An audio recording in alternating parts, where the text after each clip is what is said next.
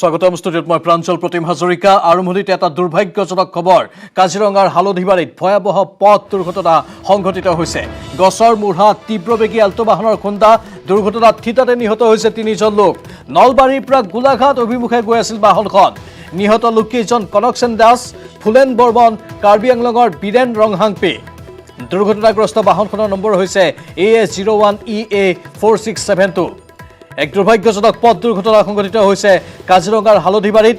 এক ভয়াৱহ পথ দুৰ্ঘটনা এয়া। গছৰ মূঢ়া তীব্ৰবেগী এল্টো বাহনে খুন্দা মাৰিলে। এই দুৰ্ঘটনাত থিতাতে নিহত হৈছে 3জন লোক। আজি পুৱা এই পথ দুৰ্ঘটনা সংঘটিত হৈছে। নলবাৰীৰ পৰা গোলাঘাট অভিমুখে গৈ আছিল এই বাহনখন। নিহত লোককেইজনৰ নাম পুনৰ জনাইছো: কনকসেন দাস, ফুলেন বৰ্মন, কাৰ্বি আংলঙৰ বীৰেন ৰংহাংপি। দুৰ্ঘটনাগ্ৰস্ত বাহনখনৰ নম্বৰ হৈছে AS01EA4672।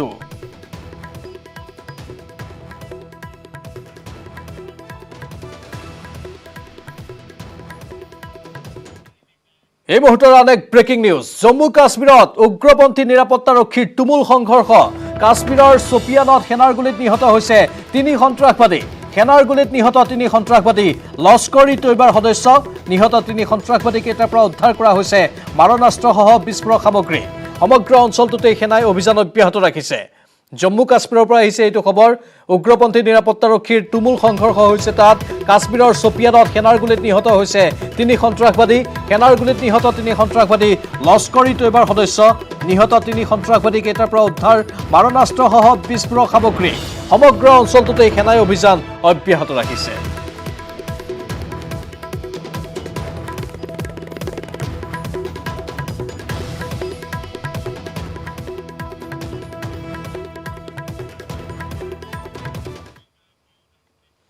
ছিকিমৰ ভাৰত চীন সীমান্তৰ নাতুলাত আবদ্ধ হৈ পৰা 447 গৰাকী পৰ্যটকক উদ্ধাৰ কৰিছে ভাৰতীয় সেনাই।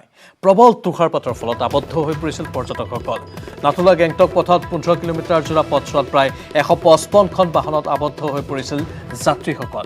ইতিমধ্যে 26 গৰাকী পৰ্যটকক হস্পিটেলত ভৰ্তি কৰিছে ভাৰতীয় সেনাবাহিনীয়ে। যিহেতু এতিয়া প্ৰচণ্ড তুষাৰপাত পৰিছে, যাৰ ফলতে যাতায়াত ব্যৱস্থা বিঘ্নিত হৈ পৰিছে। ছিকিমৰ ভাৰত চীন সীমান্তৰ নাথুলাত আবদ্ধ হৈ পৰা 447 গৰাকী পৰ্যটকক উদ্ধাৰ কৰিছে ভাৰতীয় সেনাবাহিনীয়ে। প্ৰবল তুষাৰপাতৰ ফলতে আবদ্ধ হৈ পৰিছিল এই পৰ্যটকসকল। নাথুলা গেংটক পথত 15 কিলোমিটাৰ জোৰা পথছোৱাত প্ৰায় 155খন বাহনত আবদ্ধ হৈ পৰিছিল যাত্ৰীসকল। ইতিমধ্যে 26 গৰাকী পৰ্যটকক চিকিৎসালয়ত ভৰ্তি কৰিছে ভাৰতীয় সেনাবাহিনীয়ে।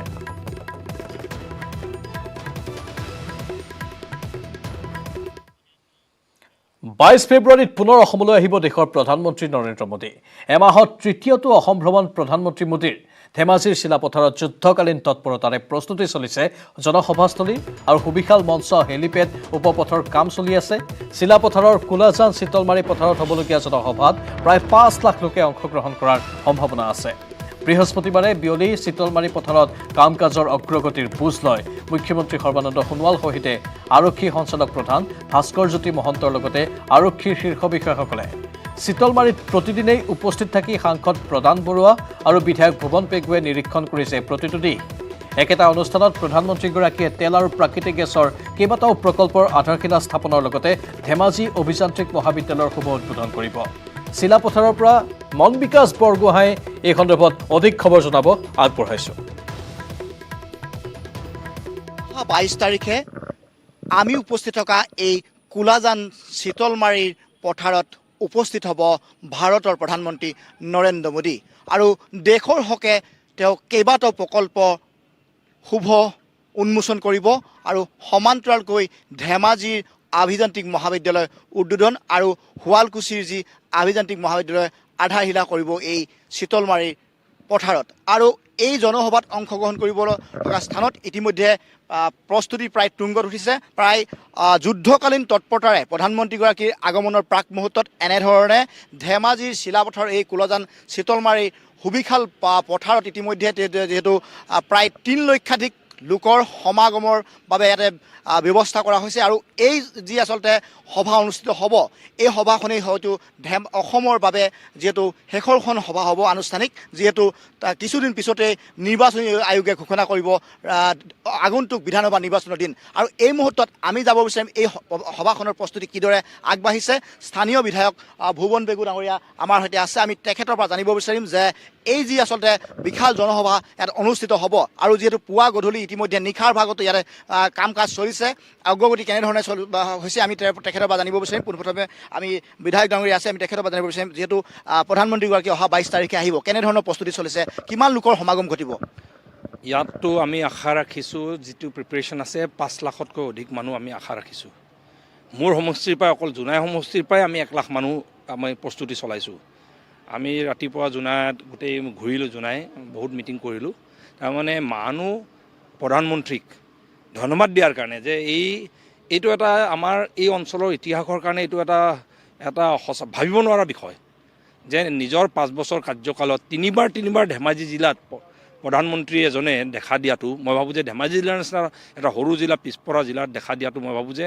একদম সঁচাকৈ আদৰণীয় আৰু এখেত যেতিয়াৰ পৰা দায়িত্ব লৈছে তেতিয়াৰ পৰা ধেমাজি জিলা আৰু এতিয়া পিছ পৰি থকা নাই আৰু সেইকাৰণে আমি এই অকল আদৰণীয় নহয় এখেতক ধন্যবাদ দিবলৈ মই ভাবোঁ যে মোৰ জোনাই সমষ্টিৰ মানুহ 1 লাখ ৰেডি হৈ আছে 1 লাখ আমি মানুহ ক'ত কেনেকৈ আনিম এতিয়া আমাৰ ঝামেলা হৈছে যে মানুহ আৰু আহিব বিচাৰিছে এতিয়া লৈ অহাটোৱে ঝামেলা আমি এইকাৰণে পাতি আছোঁ MP মহোদয় আমি পাতি আছোঁ যে ইয়াত মোৰ সমষ্টিৰ 1 লাখ বাকী ধেমাজিৰ পৰা আহিব বাকী আপোনাৰ ঢকুৱাখানাৰ পৰা আহিব লখিমপুৰৰ পৰা আহিব দক্ষিণ পাৰৰ 6-7টা সমষ্টিৰ পৰা আহিব এনেকৈ যদি চাওঁ আমাৰ তাৰমানে 4-5 লাখ মানুহ আমি একেবাৰে সুন্দৰ মিটিং এটা কৰিব পাৰিম আমাৰ লখিমপুৰ লোকসভাৰ স্থানীয় সাংসদ প্ৰধান বৰুৱা আছে আমি তেখেতৰ পৰা জানিব বিচাৰিম যিহেতু প্ৰধানমন্ত্ৰীগৰাকী এই স্থানত উপস্থিত হৈ কেনেধৰণৰ প্ৰস্তুতি কিবা কেনেধৰণে আপোনালোকে কৰিছে প্ৰস্তুতি পূৰ্ণদমত চলি আছে আৰু সময় আগতেই প্ৰস্তুতি সম্পূৰ্ণ হ'ব আৰু এইটো আমাৰ মোদী ডাঙৰীয়াৰ চতুৰ্থটো আমাৰ জিলাখনলৈ ভ্ৰমণ আৰু এই চতুৰ্থত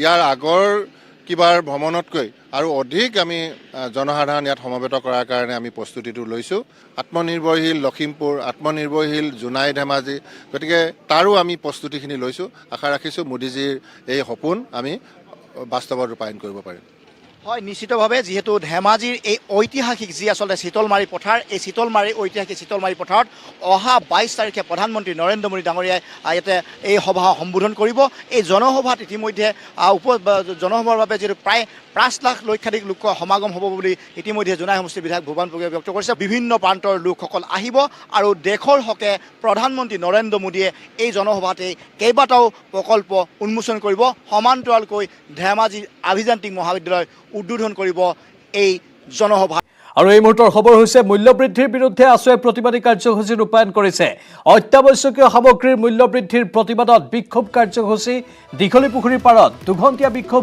সদৌ অসম ছাত্ৰ সন্থাৰ ৰন্ধন গেছ পেট্ৰলজাত সামগ্ৰী আৰু অত্যাৱশ্যকীয় সামগ্ৰীৰ মূল্যবৃদ্ধিৰ বাবে চৰকাৰক ধিক্কাৰ দিছে সদৌ অসম ছাত্ৰ সন্থাই মূল্যবৃদ্ধিৰ বিৰুদ্ধে আছুৰ এই প্ৰতিবাদী কাৰ্যসূচী ধাৰাবাহিক মূল্যবৃদ্ধিয়ে সৰ্বসাধাৰণক কুঙা কৰিছে আৰু তাৰ বাবে আছুৱে প্ৰতিবাদী কাৰ্যসূচী ৰূপায়ণ কৰিবলৈ বাধ্য হৈছে দীঘলীপুখুৰী পাৰত দুঘণ্টীয়া বিক্ষোভ কাৰ্যসূচী সদৌ অসম ছাত্ৰ সন্থাৰ বহু সদস্য সমবেত হৈছে তাত ৰন্ধন গেছ পেট্ৰলজাত সামগ্ৰী আৰু অত্যাৱশ্যকীয় সামগ্ৰীৰ মূল্যবৃদ্ধিৰ বাবে চৰকাৰক ধিক্কাৰ দিছে সদৌ অসম ছাত্ৰ সন্থাই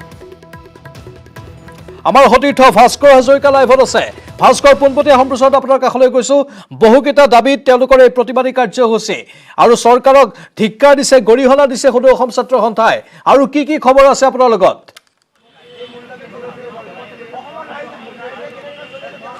চাক প্ৰাঞ্জল আজি সমগ্ৰ অসমতে আচলতে সদৌ অসম ছাত্ৰ সন্থাৰ ফালৰ পৰা যি অত্যাৱশ্যক সামগ্ৰীৰ মূল্যবৃদ্ধিৰ প্ৰতিবাদত তেওঁলোকে প্ৰতিখন জিলা সমিতিয়ে বিক্ষোভ কাৰ্যসূচী হাতত লৈছে আৰু আজি গুৱাহাটীৰ মহানগৰৰ যি আছু সমিতি তেওঁলোকে আচলতে দীঘলীপুখুৰী পাৰত বিক্ষোভ কাৰ্যসূচীত অংশগ্ৰহণ কৰিছে আৰু আমি এই মুহূৰ্তত আছোঁ দীঘলীপুখুৰী পাৰত। আমি এই মুহূৰ্তত সামগ্ৰিক পৰিৱেশ দেখুৱাই আছোঁ। বিশেষকৈ ৰন্ধন গেছ, পেট্ৰলজাত সামগ্ৰী আৰু অত্যাৱশ্যকীয় যি খাদ্য সামগ্ৰী, সেই খাদ্য সামগ্ৰীৰ মূল্য বৃদ্ধিৰ প্ৰতিবাদত এই বিক্ষোভ কাৰ্যসূচী 2 ঘণ্টাৰ যি বিক্ষোভ কাৰ্যসূচী লোৱা হৈছে। 11 বজাৰ পৰা 2 বজালৈ এই বিক্ষোভ কাৰ্যসূচী হাতত ল'ব। আৰু ইতিমধ্যে দেখিবলৈ পোৱা গৈছে বিভিন্ন বিদ্যালয়ৰ ছাত্ৰ ছাত্ৰীৰ পৰা আৰম্ভ কৰি কামৰূপ মহানগৰ জিলাৰ যি ছাত্ৰ সন্থা, সেই জিলা ছাত্ৰ সন্থাৰ নেতৃবৰ্গ আহি ইয়াত উপস্থিত আছে আৰু তেওঁলোকে এই যি বিক্ষোভ, সেই বিক্ষোভ কাৰ্যসূচীত অংশগ্ৰহণ কৰিছে। মই আছোঁ নেতৃবৰ্গ আছে, মই তেওঁলোকৰ কাষলৈ যাম। বৰ্তমান সময়ত যিহেতু নিত্য প্ৰয়োজনীয় যি সামগ্ৰী, সেই সামগ্ৰীৰ পৰা আৰম্ভ কৰি পেট্ৰলজাত সামগ্ৰী হওক সকলোৱে জ্ঞাত, কিন্তু এই ক্ষেত্ৰত চৰকাৰৰ কৰোণীয় নাই নেকি? কাৰণ চৰকাৰখন অকল আঁচনিৰ ওপৰত ৰাজনীতি কৰি বৰ্তমান একো এটা কৰিব পৰা নাই। 5টা বছৰ তেওঁলোকৰ কাৰ্যকাল শেষ হ'ব হ'ল, কিন্তু এতিয়াও তেওঁলোকে অকল প্ৰতিশ্ৰুতিৰ ওপৰতে ৰাজনীতি কৰি আছে। গতিকে আজি সদৌ অসম ছাত্ৰ সন্থাই আমি আহ্বান মৰ্মে গুৱাহাটী মহানগৰীত আমি বিক্ষোভ কাৰ্যসূচী গ্ৰহণ কৰিছোঁ আৰু এই বিক্ষোভ কাৰ্যসূচীত আমি প্ৰতিবাদ জনাব বিচাৰিছোঁ আৰু অতি শীঘ্ৰে মূল্য বৃদ্ধি ৰোধৰ কাৰণে আমি যি ব্যৱস্থা, চৰকাৰৰ ব্যৱস্থা ল'বৰ কাৰণে আমি অনুৰোধ জনাইছোঁ, দাবী জনাইছোঁ। হয়, ধন্যবাদ থাকিল। গোটেই সমগ্ৰ অসম জুৰি আপোনালোকৰ এই প্ৰতিবাদ আছে? হয়, গোটেই অসমতে আমাৰ সদৌ অসম ছাত্ৰ সন্থাৰ আহ্বান মৰ্মে গোটেই অসমতে বিক্ষোভ কাৰ্যসূচী লোৱা হৈছে আজিৰ দিনটো জিলা কমিটিৰ ফালৰ পৰা। সময় 2 ঘণ্টীয়া বিক্ষোভ কাৰ্যসূচী। ধন্যবাদ থাকিল। মই পুনৰ পৰিৱেশ দেখুৱাবলৈ চেষ্টা কৰিম, যিহেতু সমগ্ৰ অসম জুৰি আচলতে এই 2 ঘণ্টা বিক্ষোভ কাৰ্যসূচী হাতত লোৱা হৈছে আৰু সদৌ অসম ছাত্ৰ সন্থাৰ আহ্বান ক্ৰমে আৰু সেই তাৰে অংশ হিচাপে আচলতে সদৌ গুৱাহাটী যি জিলা ছাত্ৰ সন্থা আছে, সেই গুৱাহাটী জিলা ছাত্ৰ সন্থাৰ উদ্যোগত এই যি দীঘলীপুখুৰী পাৰত এই মুহূৰ্তত এই বিক্ষোভ কাৰ্যসূচী হাতত লৈছে। আৰু ইতিমধ্যে তেওঁলোকে, মই আকৌ কৈছোঁ যে বহুকেইটা দাবী আছে, বিশেষকৈ নিত্য প্ৰয়োজনীয় সামগ্ৰীৰ মূল্য বৃদ্ধিৰ সেই প্ৰতিবাদত তেওঁলোকে প্ৰতিবাদ সাব্যস্ত কৰিছে আৰু চৰকাৰক একেমুখে আচলতে ধিক্কাৰ দিছে। আৰু এনেদৰে প্ৰতি ৰাজ্যৰ ভিন্ন প্ৰান্তৰ সমান্তৰালকৈ আচলতে গুৱাহাটীৰ যি দীঘলীপুখুৰী পাৰ্ক, সেই দীঘলীপুখুৰী পাৰতো সদৌ অসম ছাত্ৰ সন্থাৰ আহ্বান ক্ৰমে কামৰূপ মহানগৰ ছাত্ৰ সন্থাই বিক্ষোভ কাৰ্যসূচী হাতত ল'লে 2 ঘণ্টীয়া। ধন্যবাদ জনাইছোঁ ভাস্কৰ। ইয়াত দীঘলীপুখুৰীৰ পাৰৰ পৰা আমি পোনপটীয়া সম্প্ৰচাৰ দেখুৱালোঁ সদৌ অসম ছাত্ৰ সন্থাৰ বিক্ষোভ কাৰ্যসূচী, প্ৰতিবাদী কাৰ্যসূচী, 2 ঘণ্টীয়া অৱস্থান ধৰ্মঘট কাৰ্যসূচী তেওঁলোকে ৰূপায়ণ কৰিছে, কাৰণ চৰকাৰে এতিয়া ৰাইজৰ কথা নুশুনে। এই অভিযোগ সদৌ অসম ছাত্ৰ সন্থাৰ। মূল্য বৃদ্ধিকে ধৰি বিভিন্ন বিষয়ত তেওঁলোকে এই প্ৰতিবাদী কাৰ্যসূচী ৰূপায়ণ কৰিছে। পৰৱৰ্তী সময়তো আমি পোনপটীয়া সম্প্ৰচাৰ দেখুৱাই থাকিম।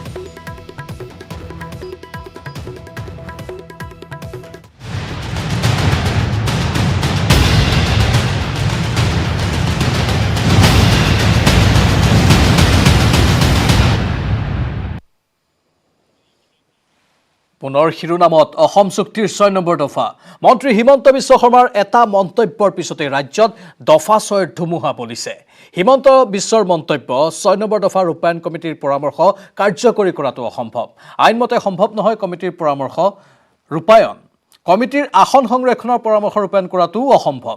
চৰকাৰী চাকৰিত 100% সংৰক্ষণৰ পৰামৰ্শ দিছিল কমিটিয়ে। 50%ৰ অধিক আসন সংৰক্ষণ সংবিধানৰ বাহিৰত 6 নম্বৰ দফা ৰূপায়ণ কৰি আছো, কিন্তু কমিটিৰ পৰামৰ্শ ৰূপায়ণ কৰিব নোৱাৰি। কমিটিৰ পৰামৰ্শক কমিটিৰ আশা বা দাবী বুলিহে আখ্যা দিছে হিমন্ত বিশ্ব শৰ্মাই। হিমন্ত বিশ্ব শৰ্মাই কৈছে, there is no clarity as well on whether the Assam government has handed it over to the center yet. আমি ইতিমধ্যে জনাইছোঁ পুনৰ শিৰোনামত অসম চুক্তিৰ 6 নম্বৰ দফা। মন্ত্ৰী হিমন্ত বিশ্ব শৰ্মাৰ এটা মন্তব্যৰ পিছতেই ৰাজ্যত দফা 6ৰ ধুমুহা বলিছে। হিমন্ত বিশ্বৰ মন্তব্য যে 6 নম্বৰ দফা ৰূপায়ণ কমিটিৰ পৰামৰ্শ কাৰ্যকৰী কৰাটো অসম্ভৱ। আইনমতে সম্ভৱ নহয় কমিটিৰ পৰামৰ্শ ৰূপায়ণ। কমিটিৰ আসন সংৰক্ষণৰ পৰামৰ্শ ৰূপায়ণ কৰাটো অসম্ভৱ আৰু লগতে চৰকাৰী চাকৰিত 100% সংৰক্ষণৰ পৰামৰ্শ দিছিল যিহেতু কমিটিয়ে। 50%ৰ অধিক আসন সংৰক্ষণ সংবিধানৰ বাহিৰত বুলি কোৱা হৈছে। 6 নম্বৰ দফা ৰূপায়ণ কৰি আছোঁ, কিন্তু কমিটিৰ পৰামৰ্শ ৰূপায়ণ কৰিব নোৱাৰি বুলি হিমন্ত বিশ্ব শৰ্মাই অতি তাৎপৰ্যপূৰ্ণ মন্তব্য আগবঢ়াইছে।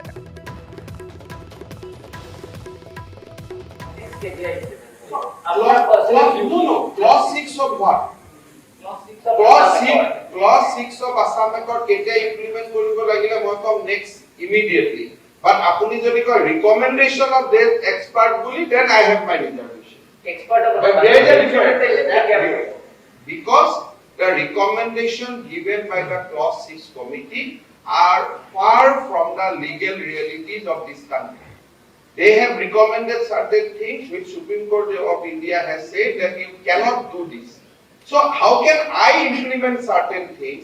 মই কেনেকৈ তেওঁলোকৰ ৰিকমেণ্ডেড কৰি ইমপ্লিমেণ্ট কৰিম য'ত সুপ্ৰিম কোৰ্টে কৈছে তুমি নোৱাৰা কৰিব চ' আইদাৰ সুপ্ৰিম কোৰ্টক গৈ বুজাব লাগিব নহ'লে লিগেল লিমিনাৰীসকলৰ পৰামৰ্শ ল'ব লাগিব ক্লজ 6 কমিটি যিখন এক্সপাৰ্ট কমিটি আছিল তেওঁলোকৰ নিজে জানিছিল যে আমি কেনেকুৱা পৰামৰ্শ দিছোঁ এইবোৰ এই গভৰ্ণমেণ্টে ইমপ্লিমেণ্ট কৰিব নোৱাৰে সেইকাৰণে তাতে লিখি দিছে যে আপোনালোকে লিগেলক আৰু ষ্টাডি কৰিব আমি যিবোৰ ৰিকমেণ্ডেশ্যন দিছোঁ in a way those are renditional advice those are advice which are basically a those were not recommendation those were their expectation your recommendation hole to they would have consulted Supreme Court judgment 50% or upor to kono reservation hobo nware boli there is a judgment from constitution bench here recommend kori dise 100% so how can somebody force me to defy Supreme Court of India I cannot this clause 6 should be implemented but recommendation of the clause 6 committee should not be implemented till it is vetted by Assam চুক্তি সন্দৰ্ভত পুনৰ সৰব হৈ পৰিছে ইয়াৰ পিছতে সদৌ অসম ছাত্ৰ সন্থা অসম চুক্তি আখৰে আখৰে পালন হ'ব লাগিব চুক্তিৰ প্ৰতিটো দফা ৰূপায়ণ নোহোৱালৈ ক্ষান্ত নোহোৱাৰ হুংকাৰ দিলে সদৌ অসম ছাত্ৰ সন্থাই বৃহস্পতিবাৰে এক সংবাদমেলৰ আয়োজন কৰি এই মন্তব্য কৰে সভাপতি দীপাংকৰ নাথে বিপ্লৱ শৰ্মাৰ উচ্চস্তৰীয় সমিতিৰ প্ৰতিবেদন গ্ৰহণ নকৰিলে কেন্দ্ৰই সেইবাবে মুখ্যমন্ত্ৰীৰ হাততে প্ৰতিবেদন থাকি গ'ল বুলিও মন্তব্য কৰে সভাপতিজনে অসম চুক্তি সন্দৰ্ভত এজন মন্ত্ৰীয়ে কৰা মন্তব্যক দুৰ্ভাগ্যজনক আখ্যা দিছে সদৌ অসম ছাত্ৰ সন্থাই সময়ৰ ভিতৰত অসম চুক্তিৰ 6 নম্বৰ দফা ৰূপায়ণ সমিতিৰ প্ৰতিবেদনখন যুগুত কৰি দাখিল কৰা হৈছিল আৰু যোৱা বছৰ 25 ফেব্ৰুৱাৰী তাৰিখে অসমৰ মুখ্যমন্ত্ৰীৰ ওচৰত এই প্ৰতিবেদন দিয়া হৈছিল এটা বছৰ হ'ব আৰু কেইদিনমান বাকী আছে এতিয়ালৈকে মুখ্যমন্ত্ৰীয়ে কেন্দ্ৰীয় গৃহমন্ত্ৰীৰ ওচৰত প্ৰতিবেদনখন দাখিল কৰিব পৰা নাই আৰু এই বিষয়টো এগৰাকী তেখেতৰ মন্ত্ৰী পৰিষদৰ এগৰাকী বিশ্বস্ত মন্ত্ৰীৰ দ্বাৰা এই কথাটো যোৱাকালি সংবাদমেলযোগে তেওঁ কৈছে যে প্ৰতিবেদনখনত বিভিন্ন ধৰণৰ সাংবিধানিক সালসলনি কৰিব লাগিব গোটেই কথাটো এই কাৰণে কৈছোঁ যে এই কথাটো ক'ব কাৰণে তেখেতে এখতিয়াৰৰ বাহিৰত কথাটো কৈছে কাৰণ অসম চুক্তিৰ 6 নম্বৰ দফা সমিতিৰ যিটো ৰিপৰ্ট প্ৰস্তুত কৰা হৈছিল সেই প্ৰস্তুত কৰা সময়ত এই কথাটো স্পষ্টকৈ কোৱা হৈছিল বা যেতিয়া